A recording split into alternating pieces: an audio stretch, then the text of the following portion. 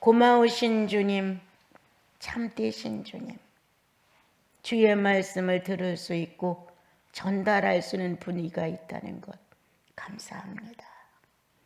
예수의 이름으로 모이는 모든 공동체 안에 주의 성령의 신실함이 늘 함께 하셔서 영혼들마다 자기 자신의 자아를 정복하고 다스리며 그리스도의 온기로 자신을 잘 타일러서 예수 사람으로 만들어져가는 모습들을 각자 체험하게 하옵소서. 구약을 따라 형식에 치우친 종교생활이 아니라 신약에 와서 성령을 따라 내 자신이 살아 움직이는 것을 증험할 수 있고 그 안에서 누리는 주님의 실존이 어떤 분인가를 각자 체험하게 하사 날마다 예수의 이름을 높이게 하옵소서. 예수님의 이름으로 기도합니다. 아멘. 그래서 이제 성막이라는 것을 가지고 지성소와 성소와 이런 것들을 대략 조금은 했어요. 근데 이제 이 내용도 조금은 훑고 지나가야 여러분들이 조금 이론적이라도 좀 질서가 쓰지 않을까 그런 생각을 했습니다. 율법은 하나님께서 보내신 이스라엘 민족을 다스리는 이 경계는 그림자일 뿐이었다.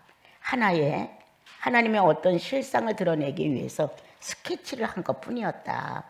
그런데 이것이 현실에 와서 예수 그리스도로 모형이 바꿔지면서 완전히 드러나서 하나님의 계획은 겉으로 보이는 것에 의한 것이 아니라 보이지 않는 세계를 하나님 편에서 일체를 정확하게 하심으로 사람과 영적인 관계를 맺게 하는 게 목적이었지 육체로 그냥 보고 느끼고 또 거기에 준수되는 내용을 따라가면 된다 그런 내용이 아니라 실제로 하나 되게 하는, 그래서 거부도 안 되고 반항도 안 되고 아니라고 분별해서 헤어질 수도 없는 이러한 관계를 주님이 만드셨다.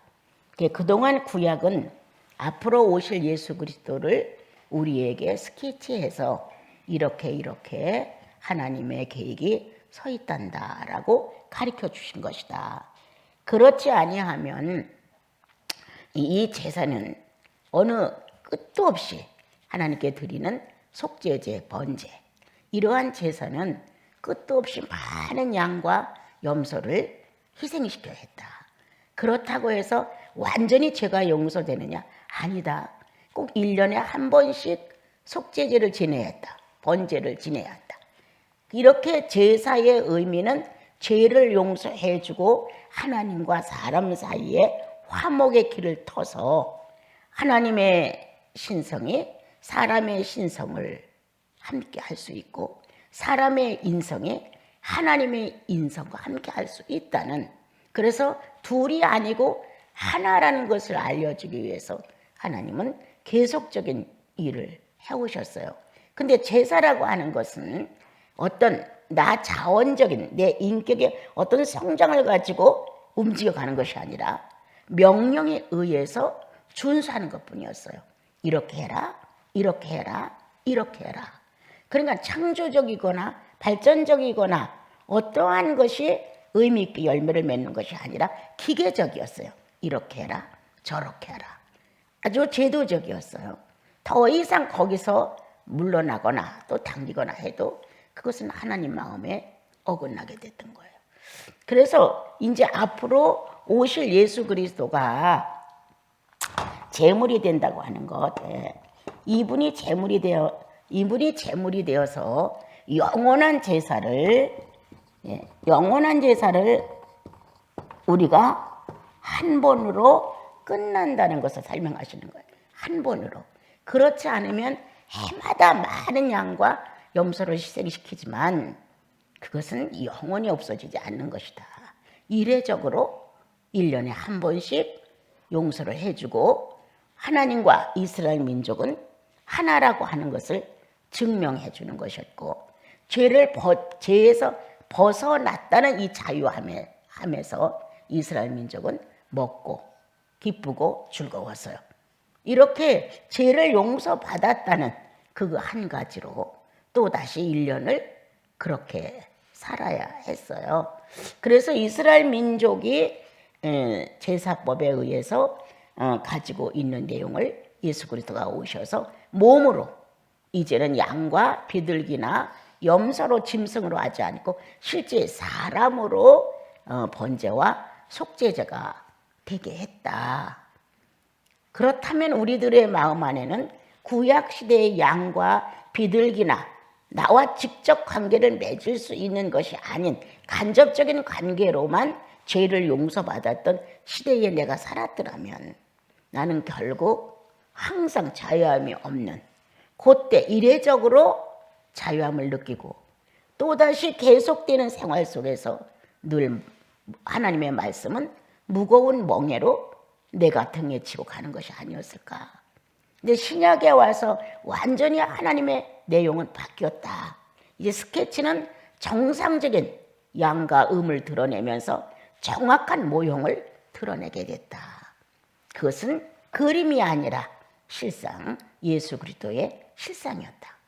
똑같이 말할 수 있고 똑같이 눈을 가지고 볼 수 있고 똑같이 들을 수 있고 행동할 수 있는 육체라는 물질을 가지고 오셨다. 이분이 오셔서 제물이 대중으로 양과 비둘기와 이와 같은 가축을 필요로 하는 제사는 끝났다. 그래서 우리들의 제사는 이제 예수 그리스도가 당신의 몸을 들여서 제사를 지내므로 우리들의 죄는 영원히 사함이 되다. 사함이다. 영원히 사함이다. 이 내용을 가지고 바울은 그렇다고 또 죄를 지을 수 있느냐? 그럴 수 없느니라. 이제 죄를 용서받았으니까 나는 괜찮아. 이거는 죄를 용서받은 체험이 없는 인간이 하는 말이에요. 정말 죄를 용서받은 체험이 있는 사람은 죄라는 단어 앞에 정말 모욕을 느끼는 거예요. 이것 때문에 하나님이신 그분이 그렇게 엄청난 정말 비극적인 삶을 살고 또 이렇게 죽고 이렇게 하셨는데 이것 때문에 이와 같은 죄 때문에 일을 하시고 나를 살렸는데 이제 난 죄 없으니까 괜찮아. 이제 난 죽어도 천국 가니까 적당히 살면 돼. 이렇게 할 수 있느냐? 바울이 그럴 수 없느니라. 예. 죄로 인한 하나님의 희생은 나와 여러분의 심장 속에 살아있습니다.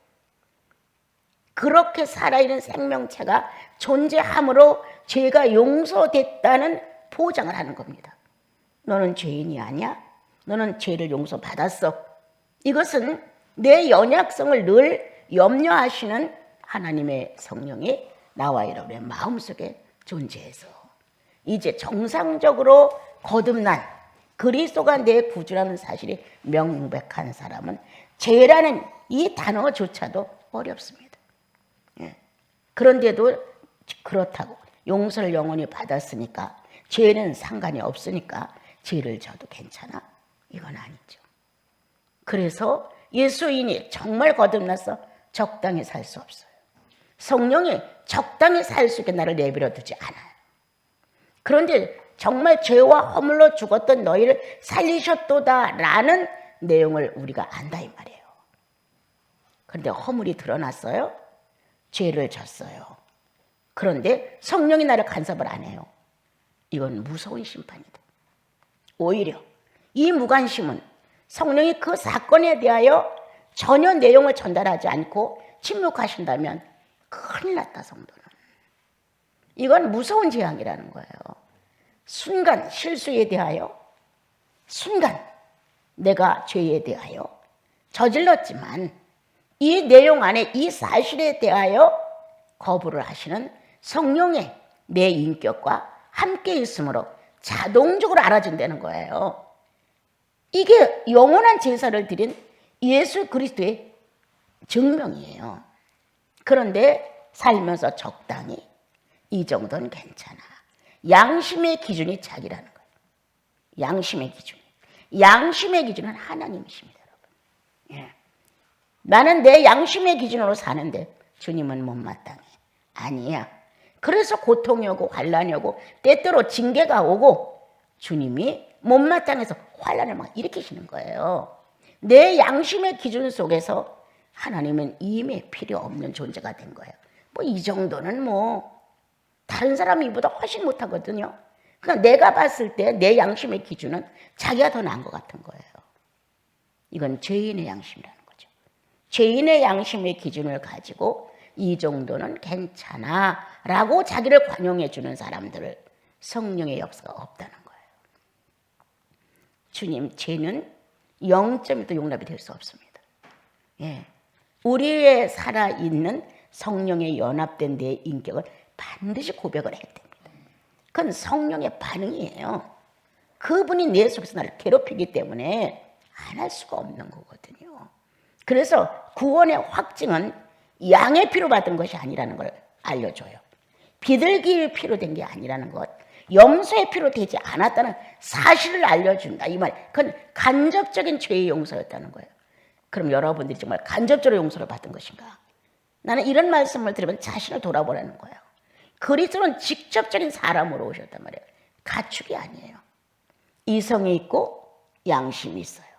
지정의가 있고 생기가 들어가서 하나님의 의식이 활동할 수 있는 기간이 확실히 있는 사람들이에요.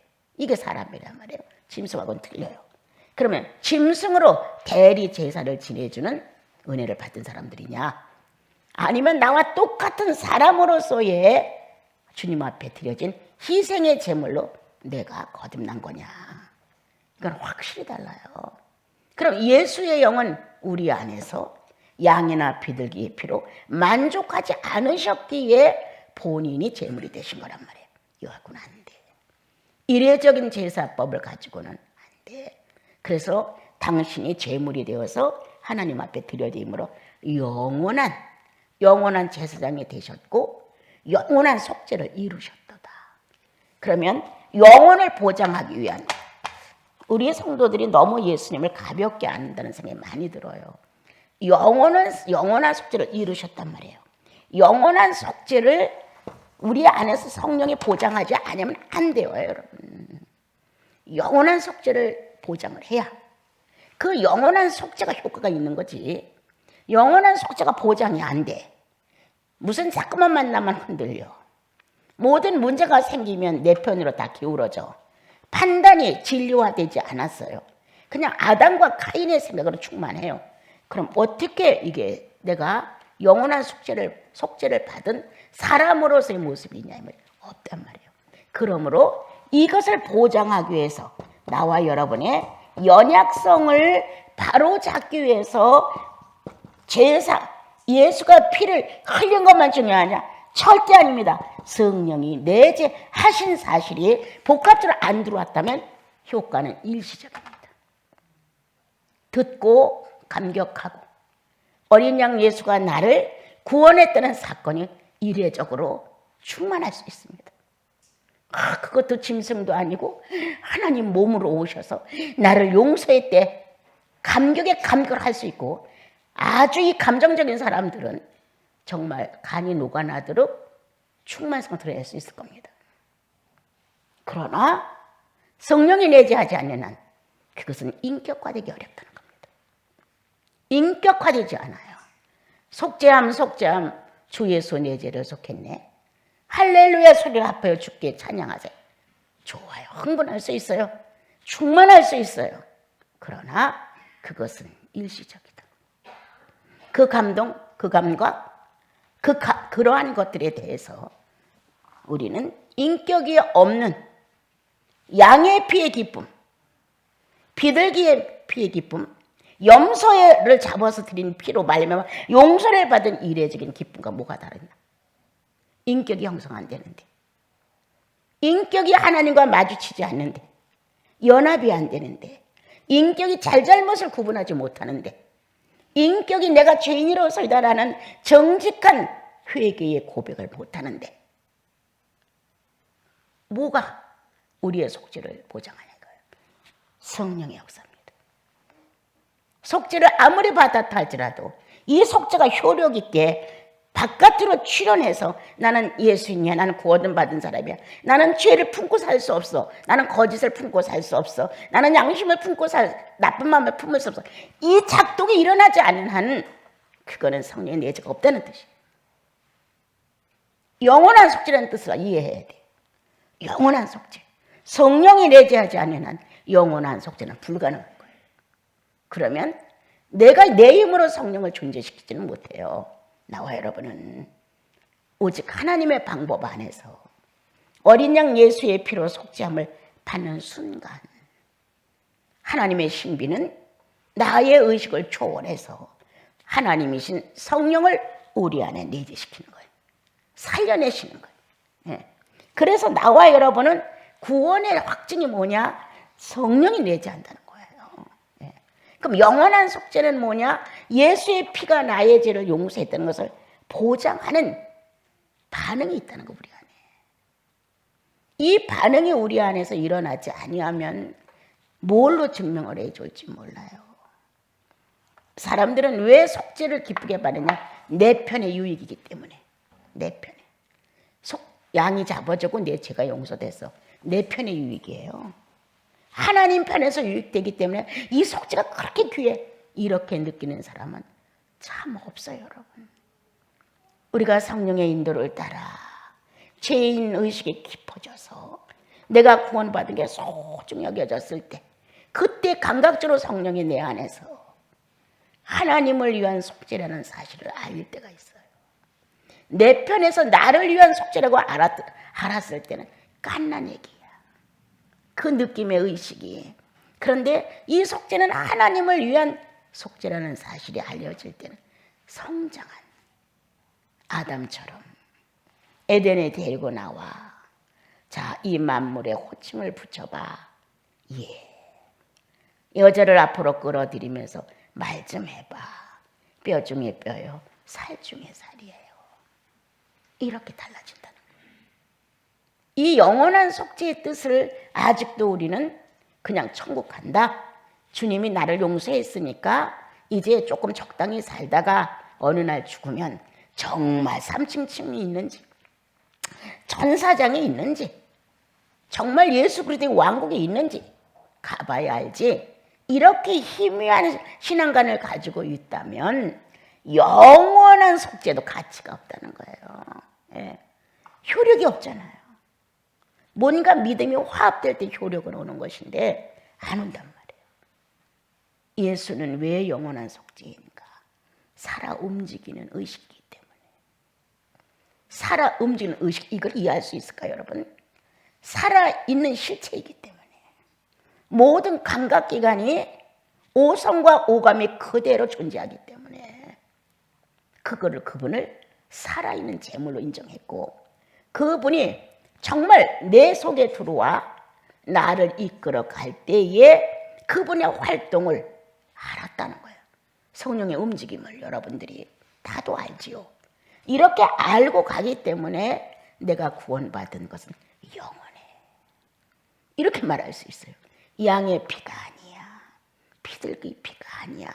하나님 실체의 피가 나를 보장했어. 그러기 위해서 그 가치가 얼마나 어마어마한가 하면 똑같은 가치의 성령을 보내신 거예요. 그리스도의 가치, 똑같은 격을 맞춰서 성령을 보내셨다. 그때부터 잠들었던 내가 활동한다. 성령이 내재하심으로 영원한 속죄가 진행되기 위해서 성령은 내 안에서 활동하신다. 그래서 보고 듣고 느끼고 감각하는 것을 표현할 수 있게 하신다. 그래서 영원한 속죄는 예수의 피기 때문이다가 아니에요. 반반이에요. 그분의 피가 죄를 용서했다. 어디까지? 양의 피와 비둘기의 피처럼 1년 동안 진 죄를 용서했다. 그리고 의인의 입장을 취하셔서 당신이 만질 수 있고 말할 수 있고 영혼들은 알아듣고 답변할 수 있었다. 거기까지다. 그러나 또 얼마 안가 피의 효력이 진지해지지 않기 시작하면 자기 육체의 활동이 커지기 시작하면 나는 역시 또 속죄의 날을 기다리는 한 사람으로서 죄를 주님 앞에 고백해야 하는 일이 또 온다.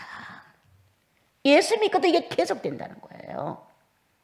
그런데 우리는 단 한 번의 예수의 바침으로 인하여 우리는 영원한 속죄를 이루었다. 그 피가 비둘기 피나 양의 피보다 굉장히 우수하기 때문에 아닙니다.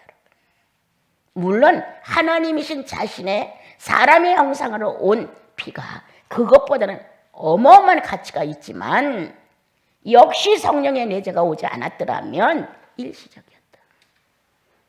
지금 성령의 역사가 있어도 우리는 무시하다가 허다하다. 성령의 역사가 있어도 피의 효력을 인정하는 건 아주 미약하다. 성령의 역사가 있어도 나와 여러분 십자가의 고통에 대하여 절실하지 않다. 그래서 성령을 거스르는 일을 아주 자주 한다. 오늘 영원한 속죄라고 하는 것은 비둘기와 양과 염소의 피로 일시적인 속죄와 그리스도가 하나님의 되심으로 사람의 육체를 가지고 와서 육체와 육체로 영과 영으로 합법적인 의미를 가지고 제사를 드려줘서 우리는 영원한 속죄를 받았다는 건 확실해요. 틀리지 않아요. 이례적인 속죄법이 아니에요. 그러나 그것이 보장돼야 된다는 거예요. 그건 하나님 편에서 한 일이에요. 그럼 내 편에서는 어떻게 되냐? 오신 성령에 대하여 감각이 있어야 한다. 오신 성령에 대하여. 그래서 나와 여러분이 현실을 살아가면서 예수의 피 귀합니다. 십자가의 고난 어마어마합니다. 그러나 그것을 그렇게 감동 있게 감정적으로 실제로 동정하고 아팠을 거라고 생각하기보다 성령의 내재를 인정해라. 차라리 지난날 2000년 전에 많이 아팠다. 피 흘리고 모욕당하고 침뱉음을 당하고 어마어마한 수모를 겪었다. 그거 지금 와서 동정하지 마라. 차라리 그것보다는 내 속에 똑같은 동격으로 존재하시는 성령의 내재를 인식하라. 이것이 영원한 속죄를 보장하는 겁니다, 여러분. 우리 너무 멀리 예수님을 사랑하는 거 아닙니까? 얼마나 가까워, 내 속에. 얼마나 가깝냐고. 내 속에 존재해서 내가 움직이는 의식과 같이 동행하신단 말이에요. 그래서 그 의식으로 잘못된 거, 무례한 방법, 무질서, 부조화, 불균형 다 그분이 의식시킨단 말이에요. 그래서 나도 모르게 나와 여러분은 영원한 속죄는 성령의 내재가 아니었더라면 보장받을 수 없었다. 죄의 의식도 잠깐이에요. 시간이 가면 그 죄에 대해 그렇게 깊은 마음이 없어요. 똑같은 죄를 3번만 저질러 봐요. 이제 그때부터는 무감각이에요.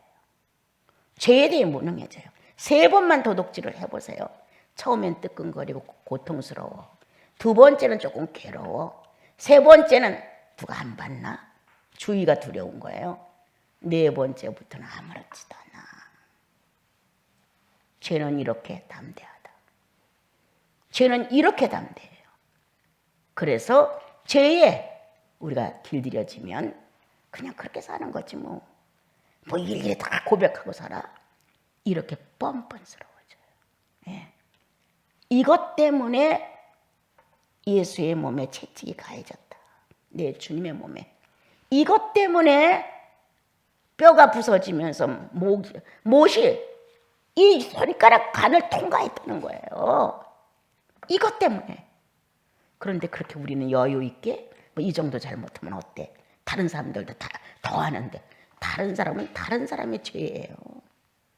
내가 중요한 거지.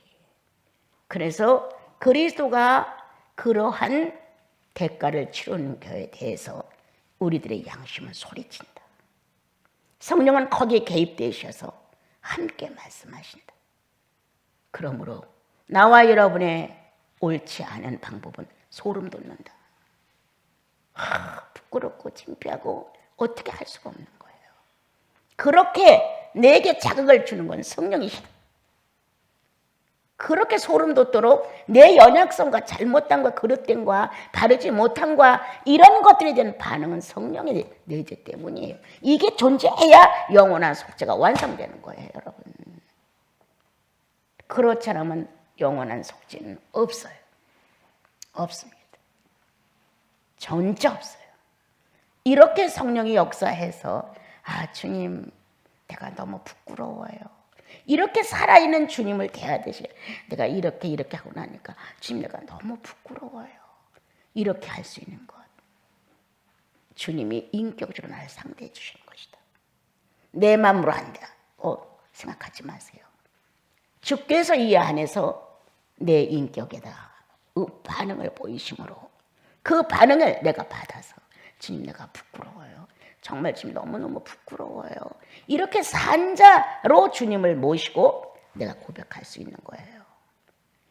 성령의 내재하심의 반응이다.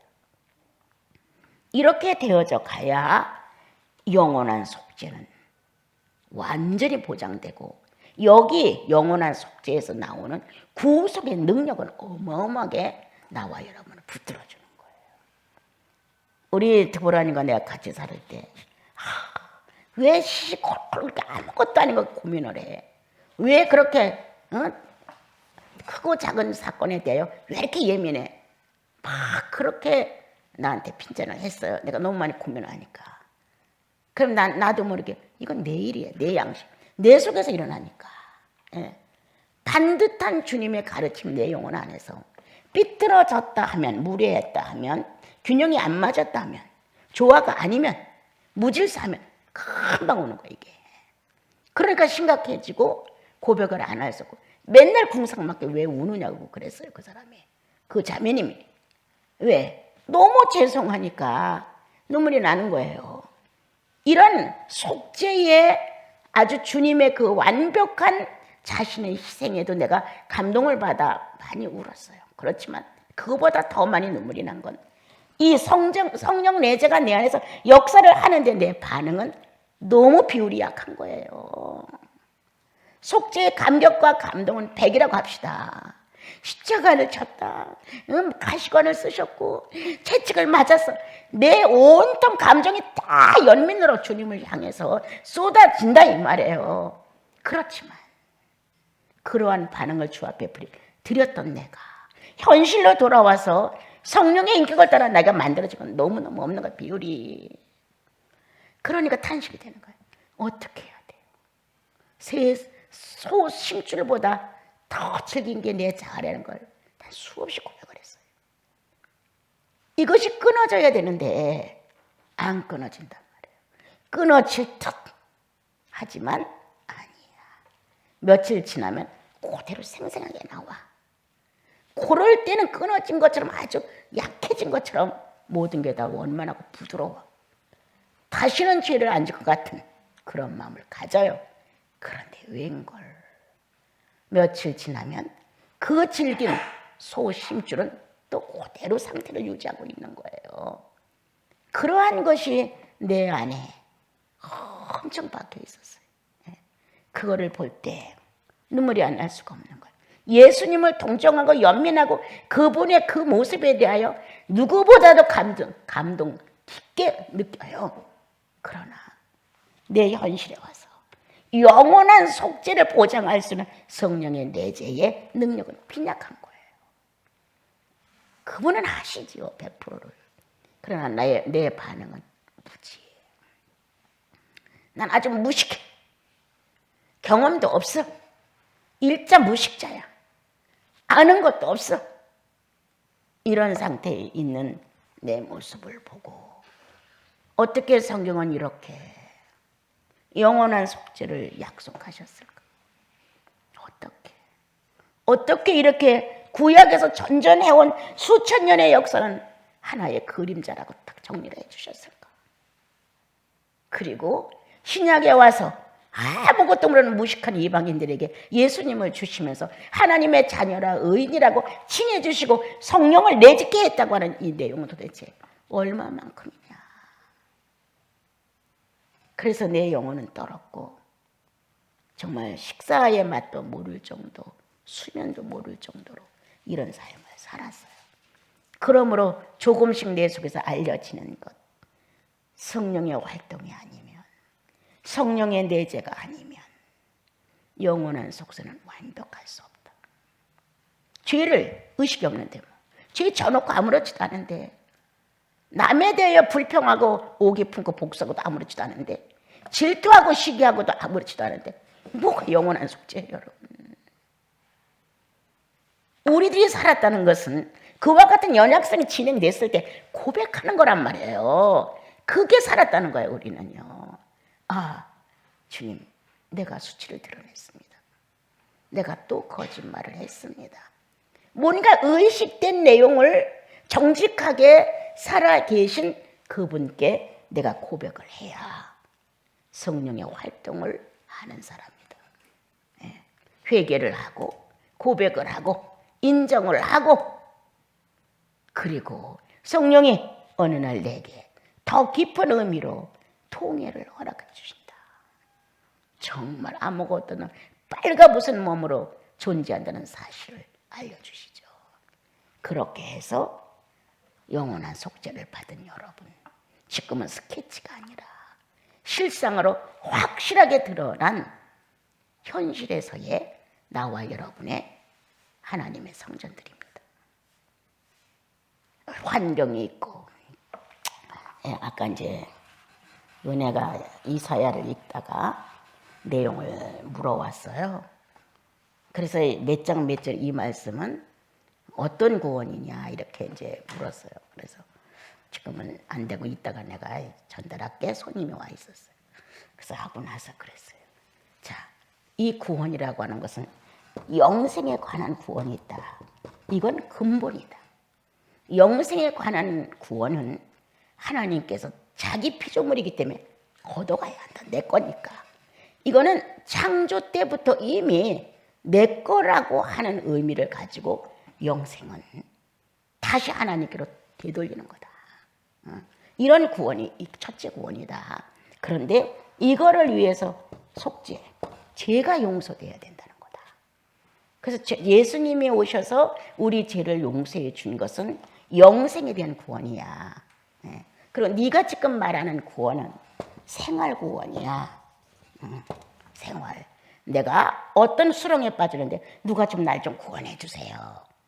이런 것 생활 구원이야. 지금 내가 만약 엘리베이터 안에 갇혔어. 근데 아무도 안 도와주는데 소리쳐야 돼. 나 좀 도와주세요. 그래서 누가 문을 열고 구해줘서 생활 구원이야. 이거는 내가 그리고 네가 살아가는 생활 구원이야. 그다음 인격 구원이 있어. 인격 구원은 내가 누구를 질투해. 누구를 미워해. 누가 용서 안 돼. 이 마음 안에서의 비인격이 출발되는 건 인격인데 그 인격 구원이 있어. 성경은 네가 보면 하나의 구원처럼 되어 있지만 아니야. 정확히 구분되어 있다. 그래서 이스라엘 민족은 이미 구원을 갖고 들어갔다. 선택됐기 때문에.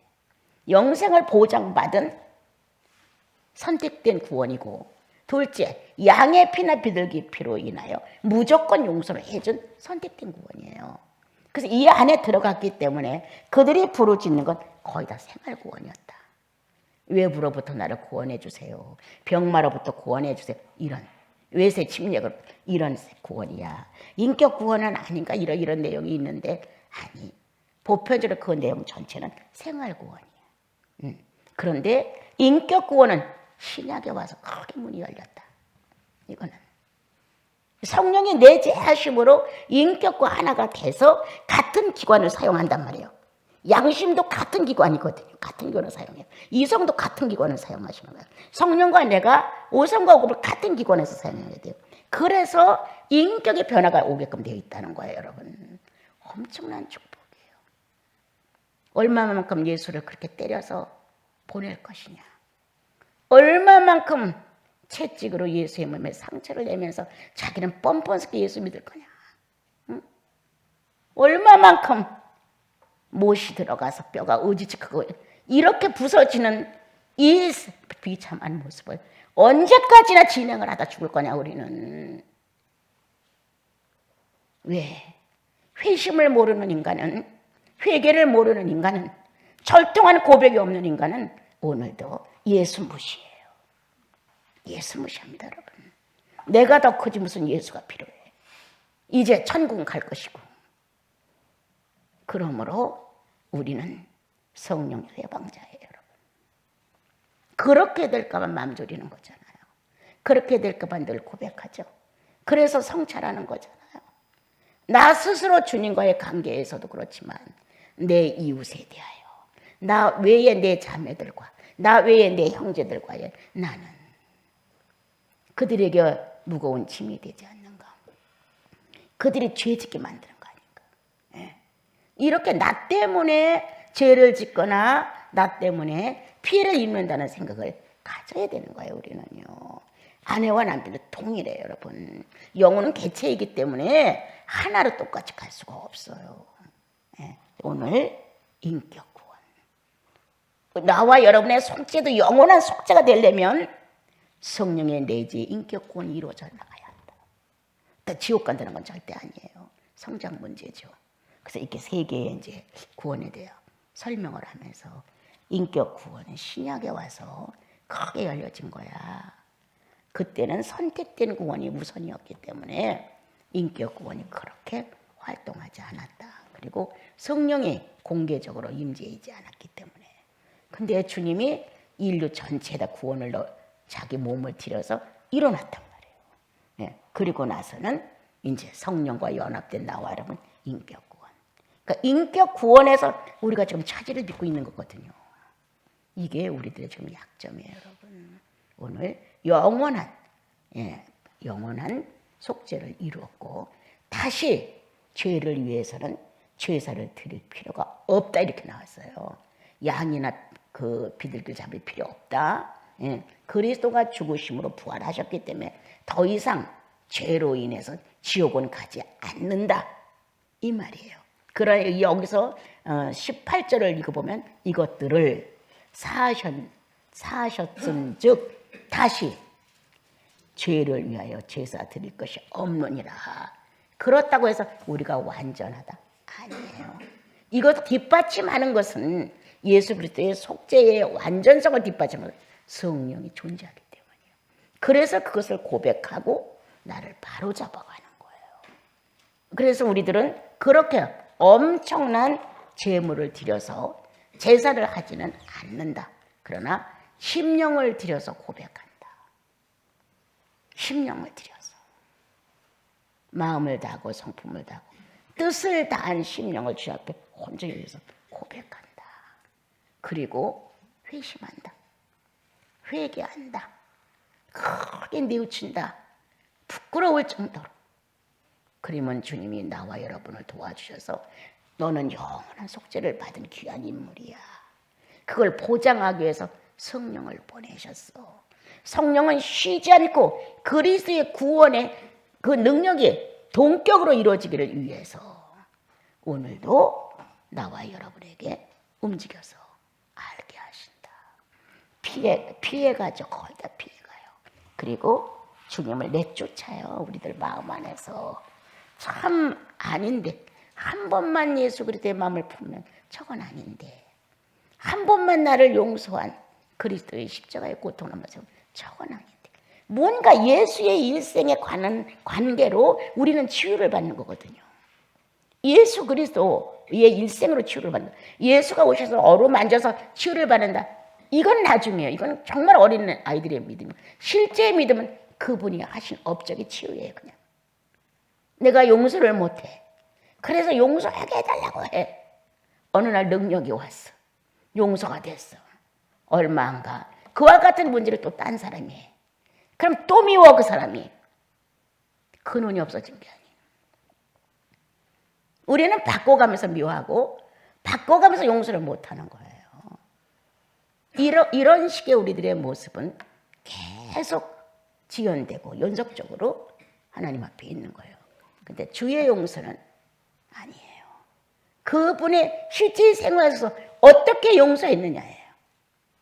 그것이 와 닿으면 그냥 용서가 되는 거예요. 뭐 기도를 하고 용서를 할 수 있게끔 해주세요. 사랑하게끔 해주세요. 이래가지고 반짝세일로 얻어진 어떤 은혜의 체험 속에서 그때는 여전히 안 됩니다. 그러나 예수의 실제의 삶의 그 한 페이지가 나에게 사로잡혀져. 뭔가 나를 치유해. 그러므로 내 안에는 그렇게 유감되는 사람이 없어요. 치유가 됐기 때문에. 이렇게 우리가 예수라는 이분의 실질적인 능력이 삶의 표현으로 나와야 돼요. 잘난 사람 하나도 없어요. 여러분 나와요. 여러분 하나도 안 잘라서 똑같아. 다만 성령을 얼마만큼 인정하고 나와 여러분의 생활에 활동시키느냐. 이게 중요한 거예요. 자, 내 예수의 피가 나를 의인으로 만들어서 맞아요. 그렇지만 인격이 빵점이야. 누가 구원받았다고 믿어줘요? 정말 구원받았을까? 그게 깨닫는단 말이에요. 아, 정말 저 사람 구원받았어? 죄가 용서됐어? 죄가 용서됐다면 성령의 체험이 있다는 뜻이에요. 성령의 체험이 안 나온단 말이에요. 인격적으로 여러분. 근데 어떻게 그거를 믿느냐고요. 본인도 확실하지 않을 것 같아요. 내 마음에는. 삼자들은 더더욱이 의문에 초점을 맞추게 되죠. 성령은 더 이상은 활동할 수 없죠. 아무리 역사를 하면 뭐 안 받아주는데, 아무리 가서 이건 아니다, 예수님은 이렇게 안 했다, 너의 구주는 이렇지 않았어, 이렇게 감정을 쓰는 게 아니야 라고 아무리 건드려줘도 당신이 뭐야? 내 감정 갖고 내가 쓰는데, 이렇게 딱 잘라 정리를 하기 때문에 나와 여러분 안에는 성령이 하나님이신 그분이 예수의 보혈 때문에, 예수의 고난 때문에, 예수의 죽음 때문에 들어오셨다니까요. 그거를 무효로 안 놓으려고. 사람을 구원하기 위해서 희생한 그것을 무효로 안 놓으려고. 그래서 성령이 오셔서 나와 여러분들 속에서 죄와 허물에 대한 문제를 늘 자각하게 하셔요. 많이 느끼는 것 축복받은 거예요. 많이 고백하고 주님을 인정하는 것, 새 사람으로 내가 존재하기를 갈망하는 것, 그것은 바로 예수인의 모습이다. 자, 그래서 이제 조금 같이 갈게요. 성막, 예, 내가 늘 말하죠. 성소, 지성소. 이런 우리들의 생각, 환경. 자, 성막은 바깥 생활이에요. 환경이란 말이에요. 예. 이렇게 환경이 이 성막을 통해서 보호를 받고 환경으로 인하여 모든 침해나 어려움을 항상 성막이 이것을 해결해 줘요. 그래서 가려졌어요. 동서남북을 가려 놨죠. 예, 우리들 사생활 중에서 하늘만 빵 뚫렸잖아요. 그리고 사면이 다 이렇게 가려워졌어요. 이 성막은 내 환경에 불법한 침입자들을 막아주는 거예요. 예. 그리고 하늘을 향해서 뚫려 있는 것처럼 우리들의 사회 관계는 거룩하신 주님과의 관계일 뿐이에요. 예. 우리가 이런 허공이나 지구상의 공간을 갖다가 우리는 하늘이라 하지 않잖아요. 성령의 사람들, 거듭난 사람들, 그래도 그리스도에 대한 지식이 있는 사람들은 하늘은 성령이 존재하는 공간이라는 거예요. 예. 그러한 신비로운 공간을 우리는 갖고 살아요, 예수인들은. 그래서 보이지 않는 나와 여러분의 삶 속에서 하늘을 향해 열려 있는 성막은 관계를 하늘과 갖는 것, 사회를 하늘과 갖는 것, 교제를 하늘과 갖는 것, 성령이 살아 움직이는 그곳에 나 존재하고 있습니다. 네. 자, 이렇게 하는 환경으로부터 나와 여러분은 정말 악한 침입자들을 막아내시는 주의 몸을 기억하는가? 환경을 막아낸 주의 몸을. 주님이 왜 매를 맞았을까? 왜 가시관을 썼을까? 왜 창자죽에 찔렸을까? 왜 못을 박았을까? 침을 뱉음을 왜 받았을까? 그 육체는 내 육체를 막아주는 성막과 같은 일을 하신 거예요. 그 치료법은 예수께만 있어요. 치료법은 자꾸 능력을 보내서 치료해달라 이게 아니라 묵상을 해보세요. 그러면 거기서 나는 달라지는 거예요. 주님이 이렇게 해놓으신 것은 주님 자신을 위해서가 아니라 앞으로 구원받을 무진장한 아담의 후손들을 위해서 이렇게 하셨구나 라고 알게 되거든요. 자, 성소. 나와 여러분의 현실을 살아가면서 이렇게 자, 몸과 환경, 몸과 정신계 이렇게 돼 있단 말이에요. 자, 몸과 환경에서 이미 우리는 신앙이 무너질 때가 있어요. 예. 이것을 못 이기고 나면 이것 때문에 나를 침범해 오는, 나를 위협해 오는, 뭔가 나를 자극적으로 움직여가는 이런 성막 생활에 내가 이기지 못하면, 무너져 내리면 정신계는 완전히 비뚤어집니다. 예. 그래서 몸과 정신은 성소란 말이에요. 생각하고 뭔가 초점을 맞춰보고. 이 뇌가 엄청 비상해요. 엄청 큰 일을 많이 해줘요. 근데 이건 보이는 어떤 공간의 문제가 아니란 말이에요. 사람의 뇌를 갖다가 분석을 하고 분리를 해보면 짐승의 뇌와 비슷하게 그대로 되어 있어요. 하나의 물질이에요. 그런데 거기서 파생되는 뇌가 가지고 있는 능력은 어마어마한 거예요, 여러분. 신은, 하나님의 거룩한 신은, 창조의 신은 여기에 큰 의미를 두었어요. 정신계에. 그 사람이 온전하게 되는 것, 안 되는 것, 예수를 몰라도 사람답게 살고 못 사는 것, 여기에 달린 거예요. 그런데 우리는 정신계를 함부로 쓰잖아요. 예. 악한 데다 쓰죠. 거기다가 아주 이기심, 욕심에다 갖다 쓰잖아요. 그래서 몸과 정신, 성소가 제대로 발달을 못하는 거예요. 예. 이게 발달을 봐야 돼요. 이게 발달을 보게 되면 몸은 거룩한 데다 쓰고 싶어요. 그 진실이에요. 예. 정말 순결하게 쓰고 싶어요.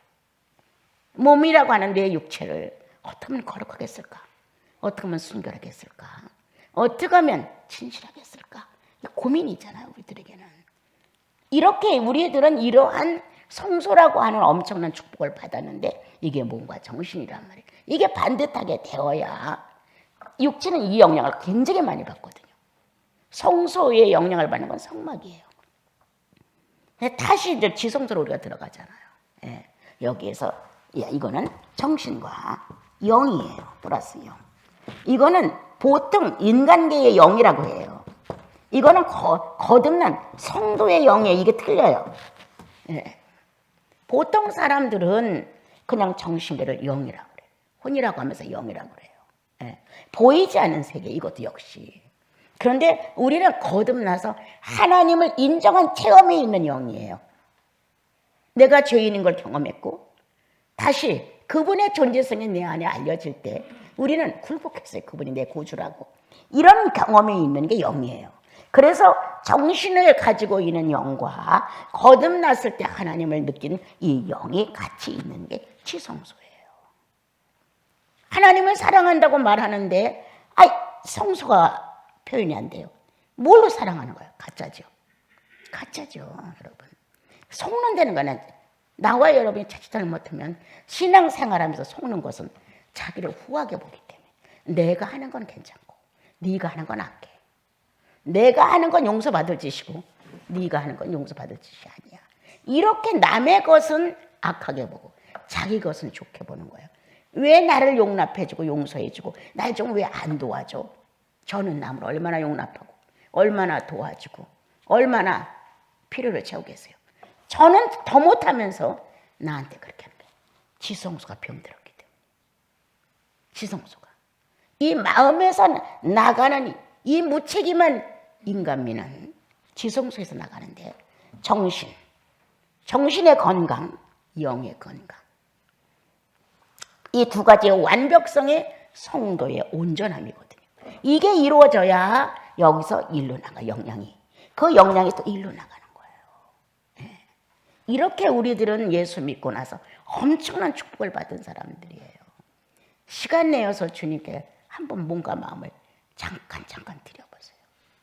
이 회전이 틀려 이 가슴 안에서 움직여 나가는 게 예수 믿을 때 감격했던 성령의 경험이 있는 내 영, 서슴지 않고 하나님을 아버지라고 불렀던 내 영, 주님이 내 죄를 용서했던 어떤 감격적인 충동이 있었던 내 영, 부인할 수 없는 구세주와의 연결을 받았던 내 영이라는 거예요. 이게 소중해서도 나를 함부로 내놓을 수는 없어요. 예수 그리스도가 나를 만지고 내가 그리스도를 만진 이 놀라운 역사적인 사건 때문에라도 나는 이 세상에서 나를 팔아넘길 수가 없어요. 그 사건 때문이라도. 그 사건이 너무 귀해서 물질로 무엇을 흥정하고 싶으면 없어요. 정말 없어요. 이것만큼 귀한 게 없었잖아요. 우리들 생애에서. 여러분, 주님 나라 가면 주님이 100% 알게 해주고 그냥 펼쳐주세요. 이러한 것에 또한 사람이 온전하게 살아가는데 정신이 발라야지. 사상이 건전해야 되잖아요. 이 인간이 살아가는 생활 속에 정신계의 영, 사상이 건전해. 모든 것이 발라. 이런 사람이 있단 말이에요. 그 여기에서 정신적인 영과 거듭난 영이 협력을 해주는 거예요. 어떻게? 마음으로. 마음을 살려줘 이게. 뇌만 갖고는 안 돼요, 여러분. 뇌의 사람만 갖고는 인간의 인격은 발라지지 않아요. 탐구하고 연구하고 과학은 발달시킬지 몰라도 인간의 착한 마음을 변화시키지 못해요. 인간의 마음을 변화시키는 건 거듭난 내 영이에요. 여기에 성령이 있기 때문에 굳었던 마음이 베푸는 마음으로 바뀌어요. 옹졸했던 마음이 넓은 마음으로 바뀌어요. 내 거만 알던 이기심이 상대를 볼 줄 알아요. 이거는 거듭난 영혼이 하는 거예요. 그러나 다른 거는 이건 옳았어 몰랐어 하는 것은 정신계예요. 이 두 가지가 지성선에 들어있다는 거예요. 내 영혼 안에. 여기에서 건전한 활동을 하는 거예요. 온전한 정신, 건전한 정신, 이렇게 옳은 생각, 옳은 사상. 거기에 성령의 거듭난 영혼의 움직임.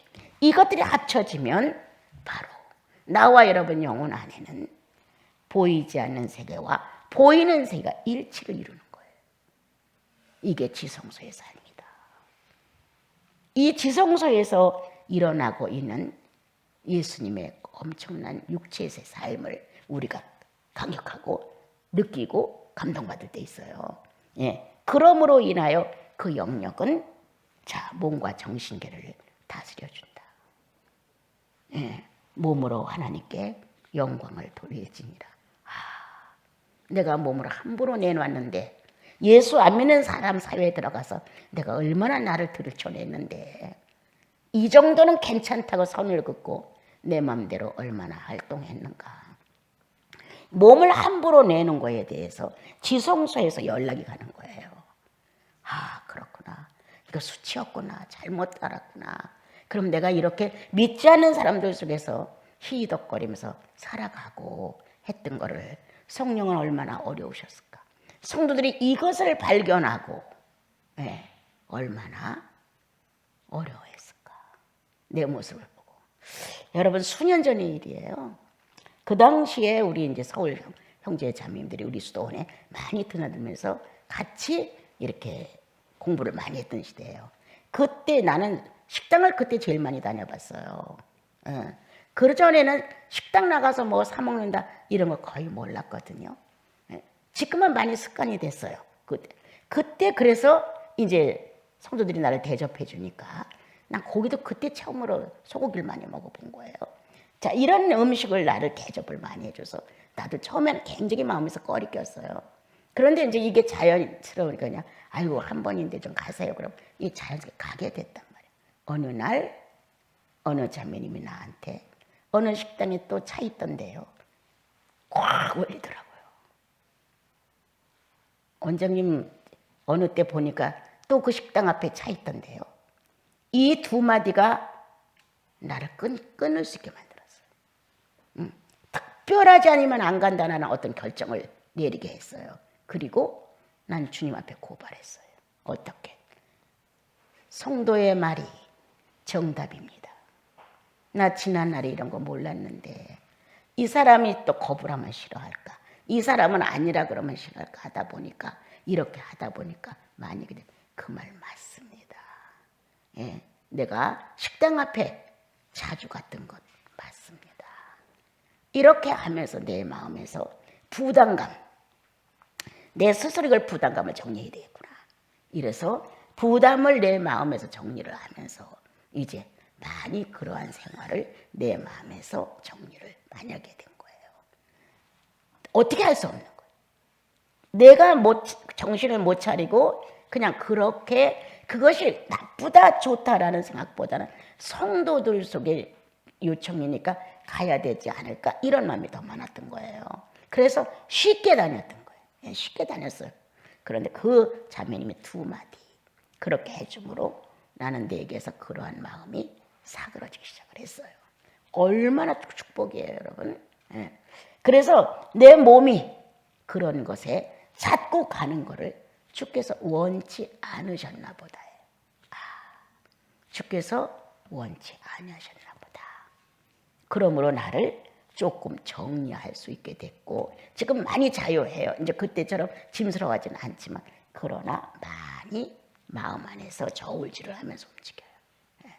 자, 그러므로 인하여 우리는 성도니까 성도의 수준에서 거룩히 구별된 삶을 조금 살아주자.